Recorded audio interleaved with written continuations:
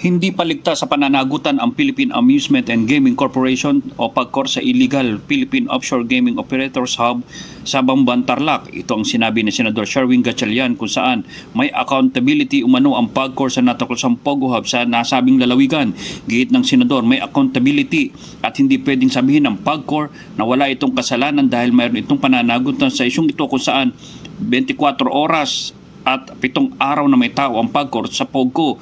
Dinagdag pa ni Gatchalian na sa susunod na Senate hearing, ipapakita nito ang maraming binilabag na guidelines o panuntunan ng PAGCOR.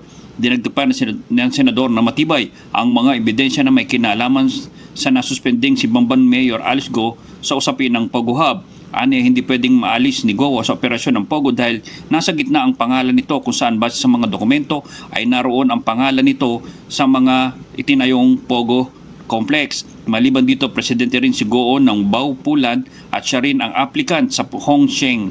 At itong Baupu Development ay kasama ang mga 4 na partners kabilang isang Pinoy na nagangalang isang Miss Carayon na tumatayong clerk ng kumpanya at ang 3 dayuhan na pawang mga may criminal records kung saan 2 sa mga ito ay nahuli sa Singapore at ang isa ay nahuli sa China. Samantala, umaasa si Gatchalian na hindi mapagbibigyan ng Office of the Ombudsman ang inihaing motion ng company Go para bawian ng ipinataw na 6 na buwang preventive suspension.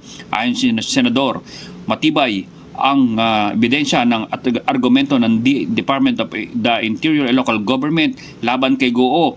Pinaliwanag pa ni Gatchalian, delikado na malip ang preventive suspension dahil sa mapipigilang magsalita at matatakot ang mga nagtatrabaho sa munisipyo ng Bamban dahil kung makakabalik tong si Go ay walang mangyayaring may lalabas na mga ebidensya. Mula dito sa Senado, Noel Abunagul para sa Media House Express, ang kaunawan ng Internet TV Radio sa Pilipinas. MH, Balita ng Bansa.